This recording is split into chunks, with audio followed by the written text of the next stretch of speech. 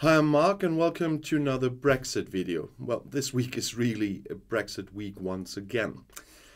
More than 3 years after the UK left the EU, the border between the British Overseas Territory of Gibraltar and Spain is still an open point of contention. Even though there were signs of a rapprochement from Spain at the beginning of the year, the most recent talks ended without result, as the Financial Times reported yesterday. According to the newspaper, after grueling talks, it's still unclear how things will continue at the Gibraltar-Spain border. Gibraltar has been at the center of talks between the UK, EU and Spanish officials since 2020, and it's not going to end so soon. A preliminary agreement provides that the majority of the approximately 30,000 people who cross the border every day will be waved through after presenting an identity card or passport. Spain continues to insist on being able to carry out passport checks at Gibraltar Airport and port in the future. Great Britain continues to categorically reject this, as the Financial Times reported with reference to people involved in the talks. According to the newspaper, London is also trying to find a quick solution. The background to this is the upcoming elections in Spain at the end of the year. Specifically, if the Conservative People's Party wins, it could become even more difficult to reach an agreement. And the Union Jack has flown over Gibraltar for more than 300 years. There, the Mediterranean way of life meets British understatement. What effect does this very special multiculturalism have on the life of the people? Gibraltar was ceded by Spain to the United Kingdom in 1713 as part of the Treaty of Utrecht. The people there are ardent Europeans. 96% even voted against Brexit. But even the weather is British, say some Spaniards there. Although the sky over Gibraltar is sometimes quite grey as well, the weather on the narrow tongue of the land at the interface between Europe and Africa is actually as little very British as the lifestyle of the 30,000 inhabitants in the almost 7 square kilometer small crown colony. The Spanish town of La Linea de la Concepción is just a stone's throw away from the British Overseas Territory. The narrow piece of no man's land separates the two neighbors and the grey strip of asphalt of the runway. The local airport is the first curiosity on the long peninsula because if a plane actually lands, mainly from Great Britain, a traffic light signal is there on the 4-lane road to stop. And is Gibraltar, the prominent rock on the Bay of Algeciras, now British, or are its inhabitants rather disguised Spaniards with British passports? The impressions in the town, the eternal bone of contention between the British and the Spaniards, are not very clear. The red double-decker buses with an open top are familiar from London as well. I remember that from my time. The red telephone booths from picturesque towns on the island, and the pupils who leave school at 1 p.m. are of course wearing dark blue school uniforms with an emblem. But the little houses that nestle along the winding streets at the foot of the rock, the ubiquitous giant limestone cliff, could also be somewhere in the Spanish hinterland. Traffic on the streets is on the right-hand side, and on Main Street, the shopping and promenade for tourists and locals, scraps of Spanish language dominate. In addition to the Llanito dialect, a mishmash of Spanish and English words. There are Marks and Spencer shops and shops with a seemingly endless selection of gin that would have delighted even late Queen Mum when she was alive. In the taverns, meanwhile, crispy bocadillo rolls are served with serrano ham and tapas. The mix gives Gibraltar its very own multicultural touch. In 1704, the British had wrested the spot between the continents from the Spaniards. The Anglo-Dutch fleet, led by Prince George of Hesse-Darmstadt, took advantage of the Spanish soldiers' siesta and annexed the strategically important rock in a coup d'etat. Since then, the Union Jack has been flying over City Hall despite all Spanish requests for return and blatant threats. Officially it was 1713 then. And although only a quarter of the residents are of British origin today, belonging to Great Britain is undisputed.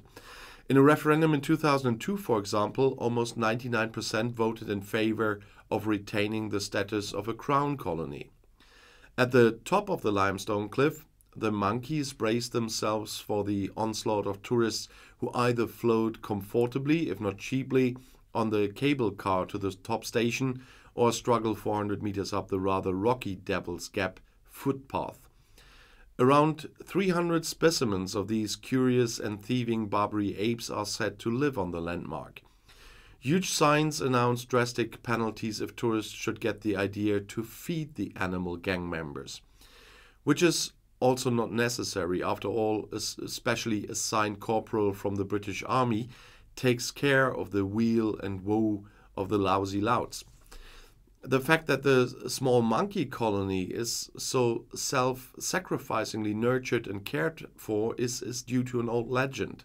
According to it, the Union Jack flies over Gibraltar as long as the monkeys do gymnastics over the rocks. Churchill himself is said to have commissioned the import of Barbary macaques from Morocco to provide blood replenishment for Europe's only wild monkey colony. Seen from the water, the Rock of Gibraltar is reminiscent of the hull of an ocean liner rising up. At the top, the view sweeps over the growing sea of high-rise buildings. Developable land is scarce there. Gibraltar already has a higher population density than Los Angeles or Chicago. The coast of Africa looms on the horizon. At the end of the headland, at Europa Point, the red and white lighthouse and the Ibrahim al-Ibrahim Mosque, inaugurated in 1997, stretch into the sky. As indestructible as the block of rock may seem, inside it has holes like Swiss cheese. Erosion has washed out more than 100 caves, plus 50 kilometers of tunnels that served as an underground fortress for 10,000 soldiers during World War II. Probably the most famous cave is the Gorham complex, which was declared a UNESCO World Heritage Site in 2016. 40,000-year-old scratch marks indicate that the last Neanderthals may have found refuge there. Even more spectacular in St. Michael's Cave with its forest of gigantic stalactites. For a long time there was a legend about the cave that Gibraltar was connected underground with Africa. The cheeky monkeys are said to have gotten onto the rocks through this legendary passage. But that's just a pretty legend about this marvel of nature, now used for concerts and theater. And I also got a very small travel advice for EU tourists there now. Gibraltar is suitable for a day trip, and if you're driving a rental car in Andalusia in Spain, you should park it on the Spanish side. Parking spaces in Gibraltar are rare and extremely expensive, and the border is just a 5-minute walk from Lania bus station and is open 24 hours a day. Crossing the border is possible without any problems. Unlike in Great Britain, the ID card is still sufficient as a document for entry in Gibraltar. Even our Foreign Office says that. And when you want to stay there too, it's better to look for accommodation on the Spanish side. The prices in the Crown Colony for holiday apartments or hotel rooms are indeed significantly higher. So it is a nice place for tourists as well.